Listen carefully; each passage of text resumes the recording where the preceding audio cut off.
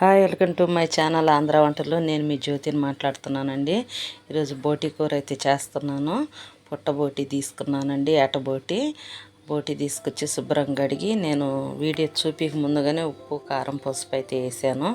కొంచెం 1 స్పూన్ అల్లం వెల్లిగడ్డ పేస్ట్ కూడా వేసానండి. ఎందుకంటే బోటి అయితే శుభ్రంగా కడుక్కున్నాను, తెల్లగా వచ్చేటట్టు. బాగా 4-5 సార్లు అయితే బాగా కడుక్కోవాలండి ఈ బోటి అనేది. ఈరోజు ఈ బోటి చేసేసరికి నా పని అయితే అయిపోయింది. బాగా వేడి నీళ్ళతో 4-5 సార్లు శుభ్రం కడిగి చేసి పెట్టానండి. ఏదో 3 గోంగూర కట్టలు, 4 టమాటా, 2 పచ్చిమిరపకాయలు అయితే తీసుకున్నానండి. ఆ బోటి దాంట్లో ఉడకదు కాబట్టి నేను మళ్ళీ గిన్నె అయితే మార్చుకొని ఈ గంజిలో అయితే వేసి వండుతున్నానండి.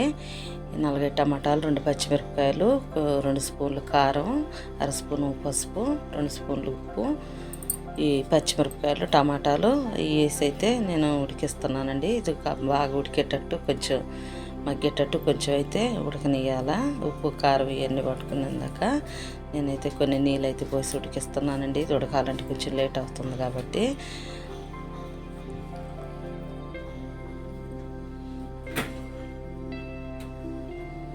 ఇదండి, ఇంకా ఉడకలేదు కదా, కొంచెం టమాటా వరకే ఉడికింది. ఇంకా ఉడకాలండి, చాలా టైం పట్టిద్ది, 1 అరగంట టైం పట్టిద్ది ఇది ఉడకాలంటే. మళ్ళీ ఒకసారి అయితే మూత పెట్టి అయితే ఉడికిద్దాము.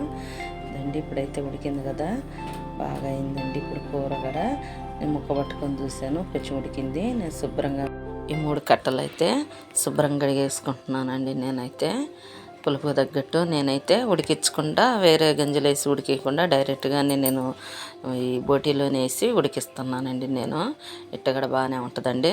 దానికన్నా కూడా దాంట్లో అంటే ఇంక ఉడికిచ్చి నీళ్ళు ఉంచుతాం కాబట్టి ఆ పులుపు అనేది దిగిపోద్ది.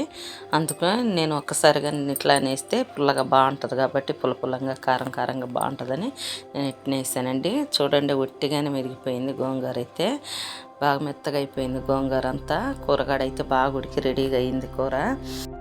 ఇంతేనండి బోటి కూర. కాకపోతే దీన్ని చేయటం కొంచెం లేట్ అవుతుందనే కానీ చేసుకొని వండుకుంటే చాలా బాగుంటుందండి బోటి గోంగూర. మీరు గడిగితే ఒకసారి అయితే ఇట్లానే చేయండి. అన్నప్పుడల్లా మనం తీసుకురాం కదండి బోటి. ఏం మసాలా పొడులు మాత్రం వేయొద్దండి. ఏం మసాలా పొడులు వేసినా అస్సలు బాగుండదు. వీడియో లేదు నచ్చిందో లేదో నాకు కామెంట్ రూపంలో చెప్పండి. మీకు నచ్చితే లైక్ చేయండి, షేర్ చేయండి, సబ్స్క్రైబ్ చేయండి.